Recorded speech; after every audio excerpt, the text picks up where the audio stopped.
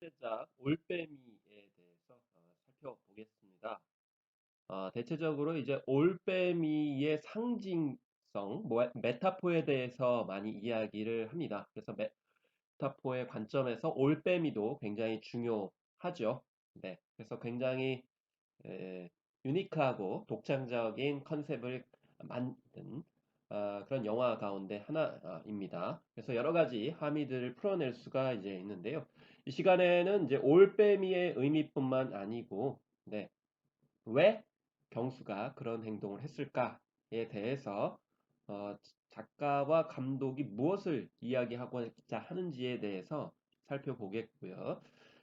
기존에 우리가 알고 있는 올빼미에 관련된 여러 가지 이야기가 있습니다. 예를 들면 미네르바의 올빼미 이런 얘기를 하는데 그 명구들이 굉장히 잘 유명하게 활용이 됩니다마는 그것에서 놓친 부분을 이 영화의 작가와 영화는 부각을 하고 싶은 거기 때문에 그 점에 대해서 말씀을 드리고자 합니다.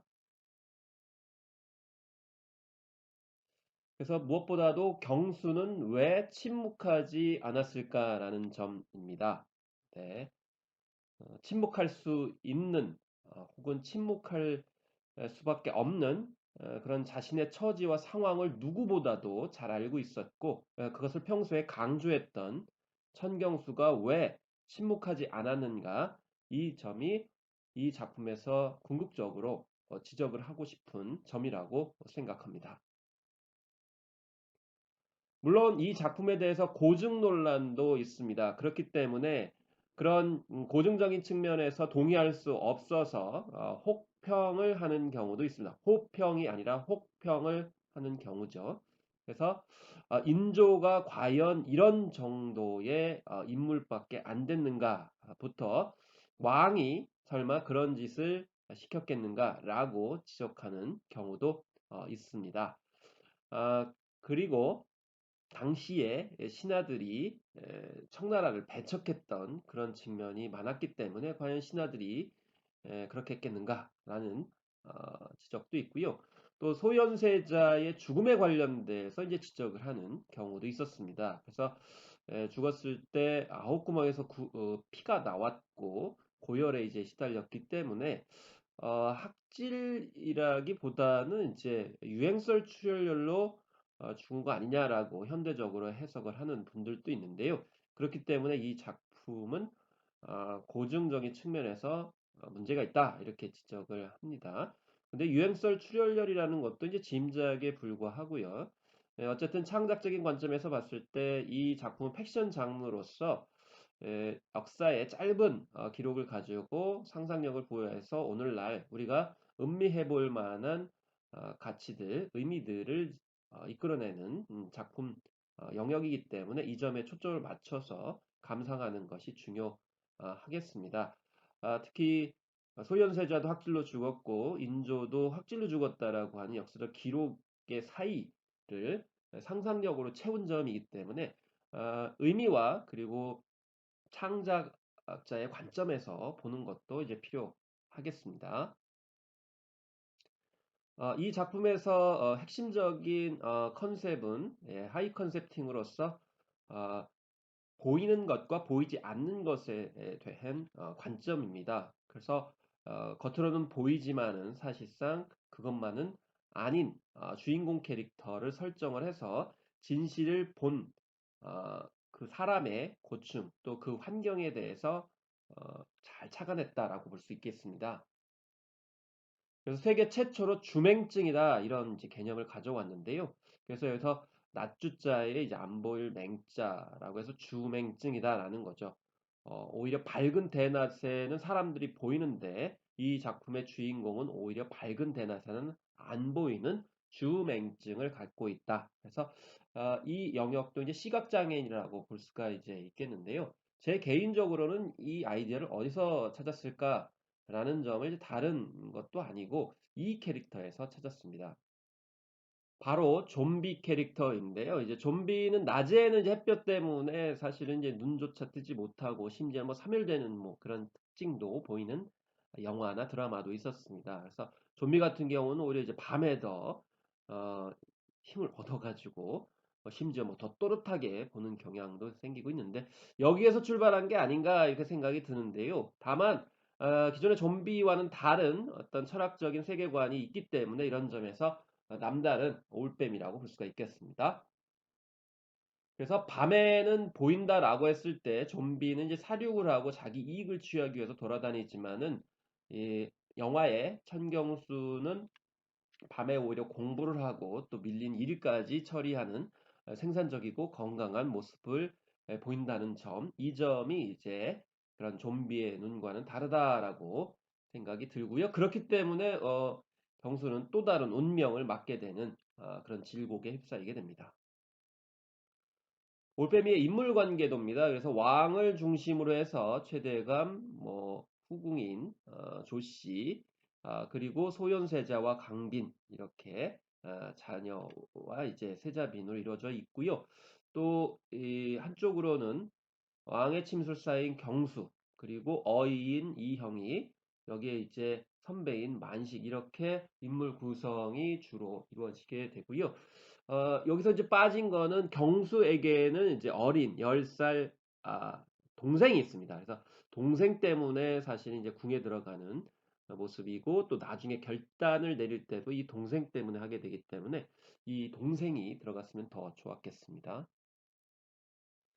자, 어느 날, 기회가 찾아옵니다. 이 동생이 병을 앓고 있기 때문에 돈을 벌어야 하는 경수는, 돈을 벌 수도 있고, 또, 예, 자신의 실력을 인정받을 수 있는 이 기회가 필요해서 궁에 들어갈 그런 날을 좀 생각을 하게 됩니다. 이 한 침술사가 어, 한옥, 기와집 한 채를 지었을 만큼 궁에 다녀오는 것은 기회를 의미했는데, 침술 어느 날 궁에서 어이가 와서 침술사를 구하게 됐죠. 그래서 다른 사람들은 잘 못하는 것을 제치고 경수는 빼어난 솜씨를 발휘를 해서 결국 궁에 들어갈 수 있는 기회를 발탁 받게 됩니다. 그래서 어이는 일부러 침술사, 특히 눈이 안 보이는 침술사를 굉장히 선호했었고요. 그것이 어이의 숨겨진 계획의 일환이었다는 것을 나중에 일이 아, 벌어지고 나서 경수는 인식을 하게 됩니다. 이때까지는 잘 모르게 되죠. 그때 세자가 청나라에 벌모로 잡혀갔다가 이제 9년 만에 귀환을 하게 됩니다. 나라 안 도성안은 모두 다 축제 분위기였고요. 환영의 목소리가 높게 됩니다. 그런데 이상한 일이 벌어집니다.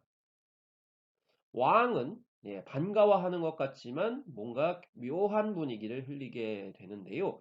그래서 과연 이 정말 왕세자가 돌아온 것을 기뻐하는지조차 의심스럽고요. 특히 왕은 뭔가 고민, 스트레스가 굉장히 많은 그런 분위기를 풍기게 되죠. 세자는 끊임없이 지금 정세가 변했기 때문에 청나라의 흐름들을 받아들여야 된다라고 주장을 합니다. 이런 것이 왕에게는 굉장히 불편했던 모양입니다. 결코 인정하지 않으려고 하고 자신은 명나라를 섬기겠다 이렇게 얘기하지만, 왕세자는 자기가 직접 연경 베이직에서 본 결과 명나라는 이미 멸망했다라고 하는데도 불구하고 왕은 계속 자신의 신념과 또 이 선택을 고수를 하게 되는 상황이 됩니다. 이때 경수는 뜻하지 않게 진실을 보게 됩니다. 사건이 일어난 날 밤 모습을 이제 보게 되는데요. 바로 세자의 죽음을 목도하게 됩니다. 그런데 세자가 특이하게도 온 얼굴의 구멍에서 피를 흘리면서 죽는 장면을 목격을 하게 됩니다. 이것은 자연스러운 것이 아니고 누군가가 일부러 했다라는 것을 당연히 의관 입장에서는 인식을 할 수가 있었던 것이고, 그것을 드디어 알게 되는 것이죠. 알았다라는 것 자체가 굉장히 목숨을 위태롭게 만들 수 있는 그런 상황이기 때문에 상황은 굉장히 극단적으로 치닫게 됩니다. 그래서 어이와 그리고 왕의 관계에 대해서 인식을 하게 되면서 도대체 이 문제를 어떻게 해야 될지 고민의 끝이 없습니다. 그래서 결국에는 왕과 시각장애인 심술사, 예, 절대 권력과 비절대 권력의 대결로 상황은 치닫게, 그리고 목격자가 있다는 것을 왕이 알게 됩니다. 이랬을 때 왕도 가만히 있을 수 없겠죠. 그래서 결국 눈을 가립니다. 예. 이 같은 사실을 알고 있는 혹은 알 수 있는 사람의 모든 사람이 눈을 가리게 되는 것이고요. 다양한 인물들은 침묵을 하거나 이용을 하거나 자기의 입장에서 대응을 하게 되죠. 네. 그런 와중에 진실은 묻혀지려고 합니다. 들어도 봐도 모른 척해야 사람을 수 있다. 소위는 그런 사람입니다. 그러면서 힘없는 서민들, 백성들의 처지를 항상 강조했던 경수인데요. 네.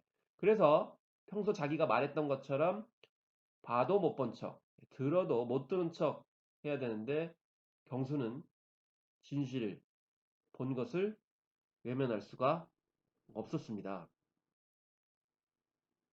심지어 자신이 못 보는 것처럼 위장을 해야만 살아남을 수 있었던 것임에도 불구하고 세자의 죽음은 끝내 외면할 수가 없었던 것이죠.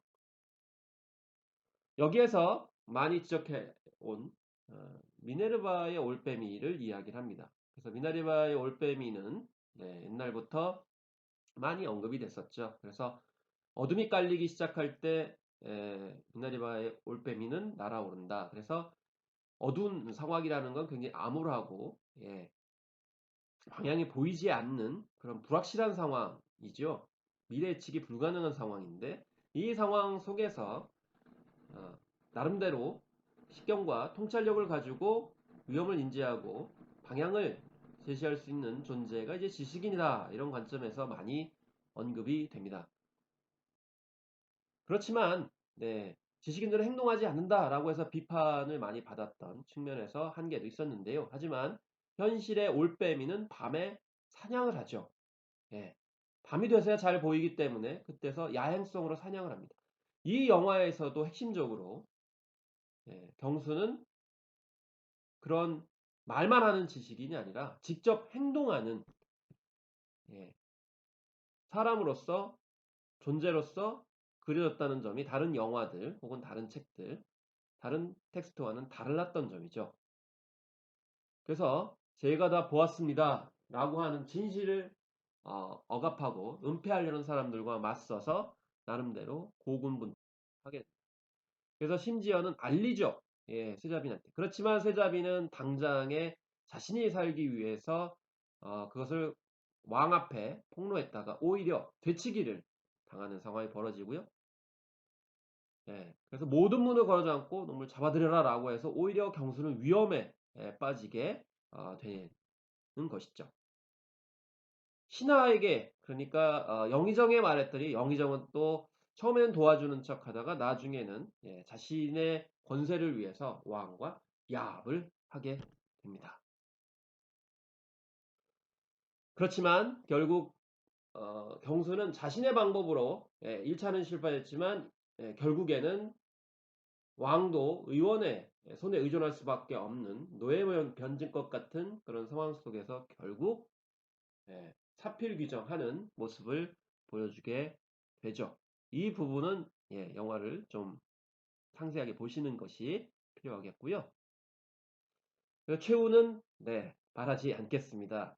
그 최후는 의원적인 굉장히 어, 천경수다운 결말이었다고 말씀을 드리겠고요. 결국 왕은 경수의 하나의 눈만 가렸을 뿐 나머지 하나의 눈은 가리지 못했다. 결국 불가능하다. 진실은 언젠가 밝혀진다. 이런 맥락에서 이해할 수 있습니다. 사실 경수가 평소에 자기 신념과는 다르게 이렇게 실천을 했던 것은 바로 왕세자와의 이제 관계였습니다. 그래서 자신의 비밀을 세자는 알게 됩니다. 그러니까 밤에는 보인다는 사실을 알게 되면서 처음에는 의심을 하게 되죠. 그렇지만 경수가 보이게 되지만은 그 보이게 되는 눈으로 허투루 쓰지 않고 밤에 공부하고 기록하는 모습을 보면서 오히려 그 확대경을 주면서 독려를 합니다. 이것은 두 가지 의미가 있는데요. 하나는 자신의 그런 재능과 또 역량, 존재감, 그리고 가치를 인정해줬다라는 것이고요. 또 한편으로는 자기의 그런 신념, 그리고 실력에 대해서 믿음이 있었기 때문에 미래지향적인 그런 앞날까지도 북돋워주는 그런 리더였다라는 것을 경수는 알았던 거죠. 그래서 다른 어느 리더보다 그런 측면이 더 감동적으로 다가왔기 때문에 세자의 죽음을 외면할 수가 없었던, 그래서 우리에게 어떤 지도자, 리더가 필요한지 알 수가 있었습니다.